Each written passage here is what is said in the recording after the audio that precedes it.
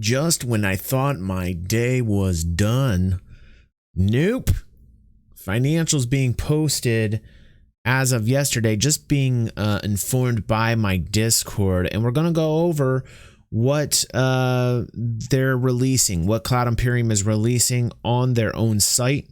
And we're going to do it after these messages. Today's video has been brought to you by the generous patrons of the games who make continued content on the games possible.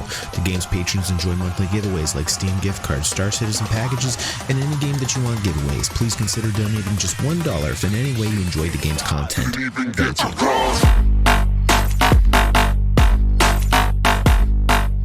you. And welcome back to the games. Here we go, guys. Annual Companies House report, basically a release of financials from the CFO, direct from Simon Elms himself. He's going to be reporting the financials for 2018. Remember, this is last year. This is not this year. And we're going to be looking at the numbers. I think it's really important that we do this. It's just something where we need to, hold Cloud Imperium accountable. We got to check out, see their financial health and see where they're going. It is relatable to the success of the game that we all want, that we love. And this is a report released by Simon Elms, the chief financial officer. He has been the CFO of Cloud Imperium for over 4 years. Here is his LinkedIn account. And he was the former CFO of Warthog Games, so he does have some history. Actually, he is labeled as a finance director.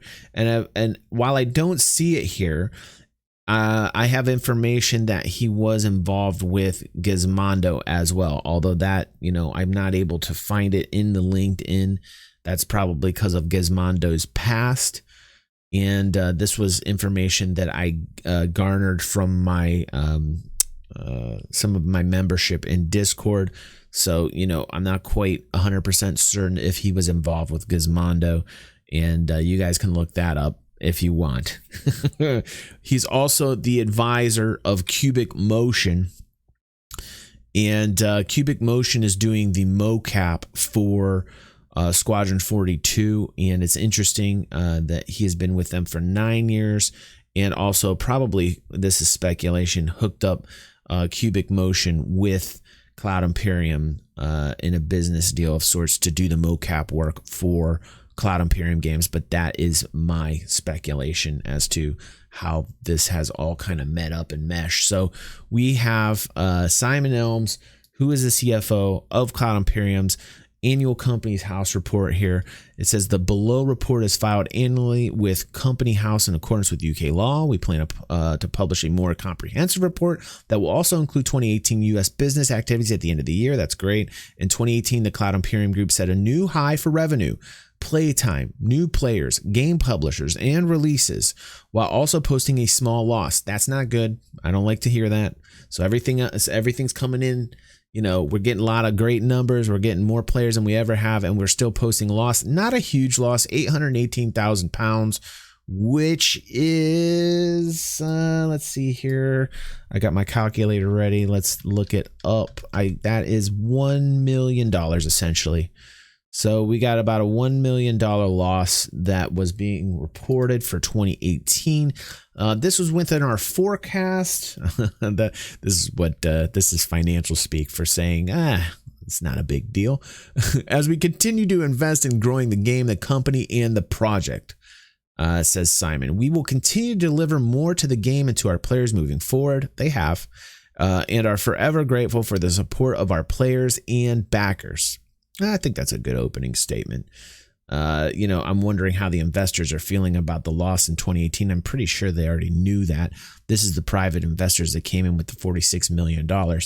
I'm pretty sure that, I think that happened at the end of December. So I'm pretty sure they knew the numbers already before they even put the money in and invested. So they were probably aware of that loss. It's a relatively small loss considering the fact that revenues are around $30+ million. So, a lot of investors can look at that and say that the loss is minuscule, but they don't like to continue to see losses. As an investor, you don't want to continue to see losses, period.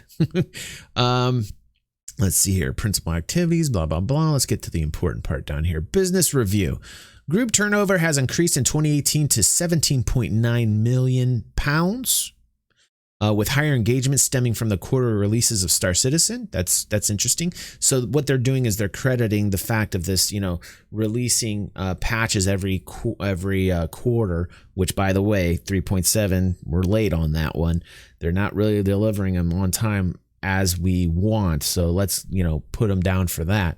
But they're saying that the reason why they're seeing a group turnover increase is because of their strategic plan to, put out these quarter releases. So in 2018, it was at 17.9 million pounds. In 2017, 16.96 million pounds. So almost $1 million increase in group turnover, which is good, with higher engagement stemming from quarter releases, allowing a greater number of users to play more sections of the game whilst it is being developed. Costs have also risen to 21.4 million pounds. It's hard to read those decimal points.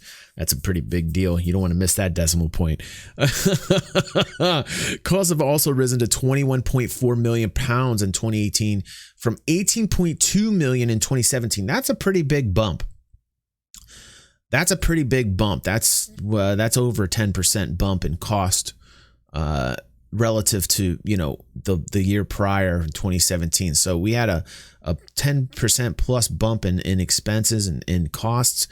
We've always talked about expenses when we talk about the financials with Cloud Imperium Games. I've always been of the mindset that they're expanding a little too fast. I've always been of the mindset that they need to manage the money a little bit better. We can see it here. We can see it here in the report. So I'm not wrong in saying these things. And again, while it's a rather large increase in costs, it's still relatively, considering the revenue they're bringing in, it's not a huge deal, but it's something that we need to keep our eye on. Let's see here. As it continues to progress, the development and publishing of the games, concentrating upon its release plans relative to its trading and funding position. Interesting. Despite the 820,000 pound loss for the year, the group still retains profit reserves of 2.9 million pounds. What is that? Let's look at that. So they're saying that they're floating on. Let's see. They're saying that they're floating on 2.9 million pounds, which is or is it 2.9? Sorry about that. Let's see here. Yeah, 2.9 million pounds in the reserves, which is equivalent to 3.5 million. So they're sitting on $3.5 million. A little bit concerning, again, considering that I was hoping their cash reserves were going to be higher than 3 million. We did a piece a year and a half ago saying that the expenses we estimated to be about 3 million, their burn rate, Cloud Imperium to be spending 3 million a month in expenses. And that was an analysis I had done over a year ago. I think about 2 years ago. So you can imagine with just inflation and general costs that figure has increased as well. So they're literally sitting on 1 month's worth of reserves, and that's being generous. That's being kind. So that's not good either. We want to see that number increase as well. And how is that number going to increase if they're not recording profits? Because we know they recorded a loss for 2018. They're not able to translate the money into savings at all, which is, not the best, but a business has been able to operate in the red before. But it's nothing that's hugely concerning to me, but it's something that needs to continue to be the focus. During the year, the company raised a further 17 million from a minority equity investment, the UK part or total of the 46 million worldwide investment into Cloud Imperium Group made in 2018, which is, I think, in December when the investors had moved in. So they're saying, hey, don't worry about our cash reserves because we have investors that stepped in with some cash. The investment was to provide added security and additional funds to allow it to push the game to fruition and market them to a wider audience. And I interpret it as this, that the general line of the matter from Cloud Imperiums as to why the $46 million was needed to the public was, hey, we need this money for marketing. But if you look at the comment prior, they needed the money also to push the game to fruition, which means we needed that money to support our current expenses, to reinvest into the company. So that 46 million was not just used for marketing. It was used for other things as well, to reinvest into the company, probably for equipment, to help out with payroll, these types of things. This is obviously, we see their expenses, eat up quite a bit. Information about this investment was widely publicized at the time on the company information sites and forums, and undoubtedly the added security this brings gives additional comfort at a time when the economic and competitive environment is expected to remain challenging during the year ahead, particularly with uncertainties surrounding Brexit and related issues. So basically, they're trying to say, hey, we have losses also because the market's difficult. The market's difficult right now. You'll see a lot of companies do that all around the world. If they're reporting a loss, they'll always say the market's difficult. That's just a standard thing you see in all these things. Now, this is great because they are a private company and they aren't really required to do this. So kudos to Cloud Imperium for actually, putting this information out there. I think it's great that they do, and I'm very, very happy that they do. However, the directors are aiming to minimize such macro risks whilst focusing in upon the micro challenges of the projects they are undertaking and are confident that the current business model will continue to operate efficiently and effectively. Translation, don't worry, mofos. We got this in check. We got professionals on this. This is business mumbo jumbo 101. Investment into the development and publishing activities of the company will help maintain its competitive position, blah, blah, blah, blah, blah, blah, blah. Principal risks and uncertainties. The key business risks affecting the company are competition in the marketplace, reduction in market demand, and the cost of publishing and development resource required for delivering the game. Interesting comment right there. Interesting statement. So they're saying that the key business risks, obviously, are if the audience, decide to say, but we're not going to spend any more money. I think we can see, though, that this year we're going to have a record-breaking year and the demand is still there. So they're saying that the risks ahead could very well be that people just stop spending money and that they stop believing in the project. But we haven't seen that. The cost of publishing, they're saying, is a key risk. They're saying, hey, this might take a lot of money to get out there. I don't think that's as huge a risk as they're stating that it is. And development resource. Now, this development resource talks. This is basically going into payroll, the amount of money that it takes to develop it in licensing softwares and all the different types of costs in regards to the development of the game. So they're talking about that as being risks and uncertainties. The company's management mitigate these risks by monitoring numerous key performance indicators. Apparently, they need to manage it just slightly better so they don't have a loss. Mainly with publishing and development entities feeding into the company and by carrying out regular strategic and operational business reviews. I wonder how many actually they have. I really wonder how many they have in a year. Key performance indicators. Key performance indicators are monitored on a regular basis.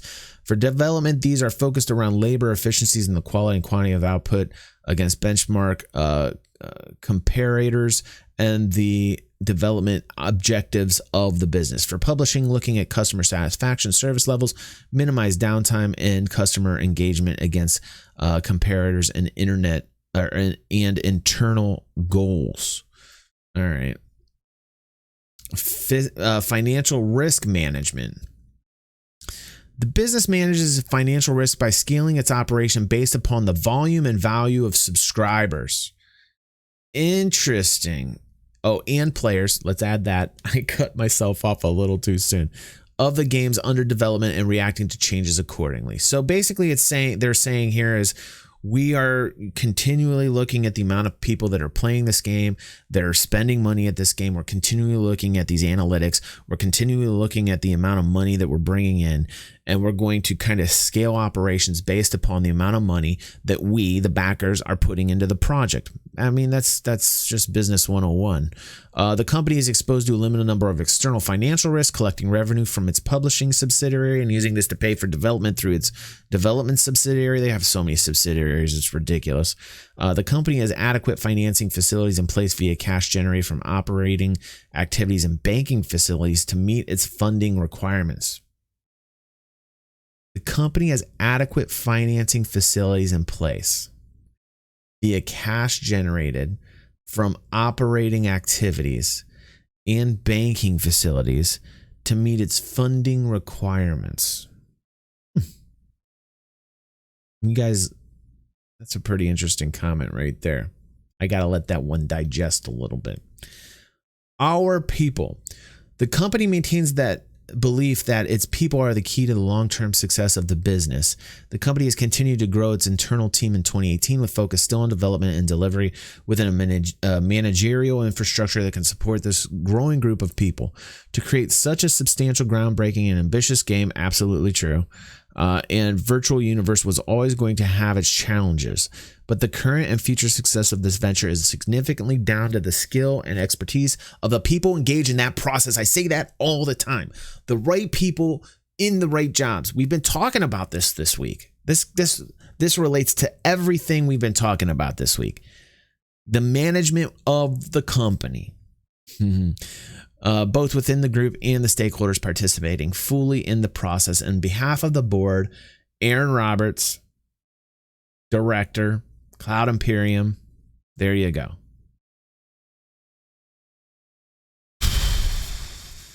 I wonder if Aaron wrote that himself there on that particular part.